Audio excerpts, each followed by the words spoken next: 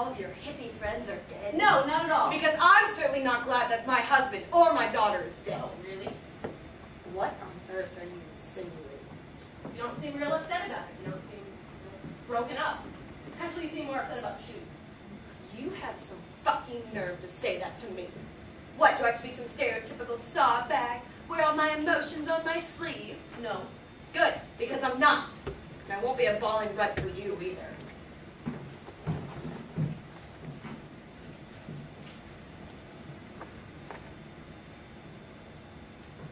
It's getting dark out. We should probably just make a move.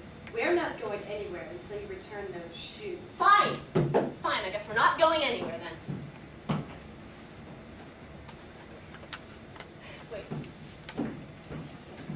What if lying right there was a dead woman wearing some really nice shoes? Like Jimmy Woo's shoes. Like Jimmy Choo's. Brand new Jimmy Choo's, hot new fall design. Your size and everything.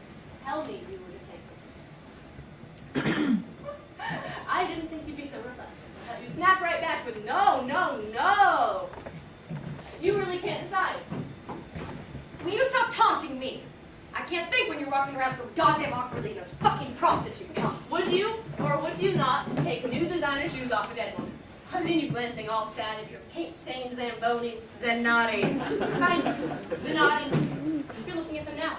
Those blobs of paint staring back at you. Courtesy of you, may I remind you for the 1000th time. Mocking your pristine fashion sense. But you're thinking, God, I wish I could slip on a pair of Steve Maddens right about now. I would never sink that low. Wait.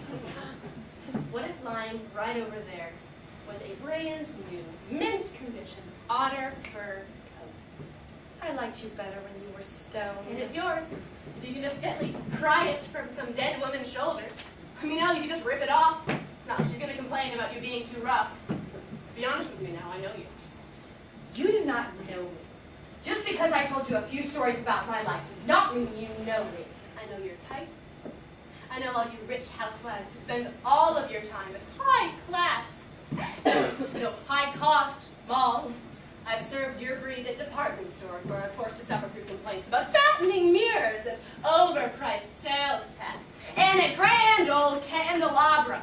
I just stood there while your kind moaned on and on and on about, oh, you know, these candles really don't fit their holders, and does this really smell like lavender to you? And the one thing I picked up through all of those menial jobs, besides a sense of the pettiness of human nature, is that your kind doesn't give a shit about civility. No, what your kind cares about is getting what you want, because you all feel entitled to the universe. So yeah, I know you, and I know you'd pick up that fur coat without a moment's hesitation. No. No, I would not. Because there's a certain amount of respect one shows to the living and the dead. It's part of what makes us human. Codes of etiquette and decency. Etiquette? Decency? You've treated me like dog poop all day. And what's so decent about calling your dead daughter fat and stupid? I mean, sure, I've been indecent. I slept with a dude to get free weed. I sucked security guard's dick in a mall elevator, and I stole a pair of shoes off a dead woman. Big whoop! You know, all of that pretty much pales in comparison with your entire vain existence. People like me, we gotta scrounge to survive in the same world that you do, and you step on our fingers. Sometimes we gotta throw a handshake to let you see how you treat us. You know, I could smell that smug self-righteousness over your au-naturel hygiene. But the thing is, I'm onto you. Onto me. I know your little secret. What secret? You remember that Circle K? Yeah. The one right over there? Yeah, I remember. Kind of a cheap facade you set up because it all came tumbling down with that little tide. You've lost it. No. I remember you. Late nights outside the Circle K, when I would go in for a pack of cigarettes. You'd be sitting out there with those two boys and that other girl, all dressed in leather. Or what I assumed was cheap leather, but you punks probably had cheap vinyl. But you had this purple streak down your bangs, and a pierced septum, and a tattered fishnets beneath a torn black skirt. Quite the stereotype, weren't we? But I remember you, because one night in the midst of a Nick fit, I ran into you in the doorway. I was trying to enter and you were trying to exit, and you spit on my shoes. Walk in that, is what you said. You know, I hate to admit it, but you frightened me, and I bolted back to my Mercedes, but the whole time home, I was thinking, that doesn't make any sense. You spit on my shoes. How am I going to walk in that? If you had spit on my shoes, in front of them, I could understand, but it was on me. It made sense at the time. No, it doesn't make any sense. Well, I spit on the shoes, and you were walking in the shoes, so you were walking in the spit. Spit that's on your shoes. You're pathetic. I didn't say it was a good insult. I mean, I thought the spitting spoke for itself, but I couldn't just leave it hanging. I had to follow it up with something. You've always been terrible at insults, it seems. They are not my special. But, fuck, it was you. Look, I was just a kid. That couldn't have been more than 3 years ago. It's a little late to say I'm sorry now. I realize that. I'll say it anyway. I'm sorry. I was doing it to impress my boyfriend. A boyfriend, huh? Just like earlier today. Okay, that was a protest. No. It was for some guy. Aiden, right? There was more to it than what was on the surface. No. I'll tell you what it was about. You weren't targeting Berg. You were targeting the symbol of the imaginary, rich, oppressive, capitalist force.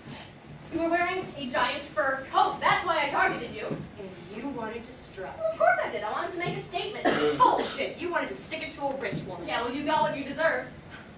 Do you honestly believe that I'm a part of some aristocratic tyranny who's trying to keep you and your fellow retail workers down? Oh, don't you know that we have secret meetings where we nibble foie gras and caviar while best plotting to crush the souls of the lower classes? Maybe we won't give them correct change when they're working the registers, or better yet, we could pay for a pack of gum with a credit card. That'll crush their spirits. That's not what I was saying. It must be so nice to go through life blameless, having the precious aristocracy as the culprit for your sorry life. Not what I was thinking. Or maybe you'd rather blame your hoary mother and your absentee father for all those top breaks. Don't go there. Why not? You didn't show me the same respect. So what is it, Jamie? Punk one day, hippie the next? It's more complicated. That's a bit of a drastic switch, you know. I thought punks and hippies were like cats and dogs. It's more complicated than that. Then what was it? What were you? What are you? Fine! Fine, you really want to know? Like you really care, other than to mock me.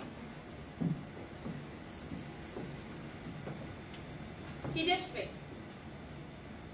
They all ditched me. Rex, the guy I'd been with since like the beginning of high school, the guy I'd built my life around, he just picked up and left town.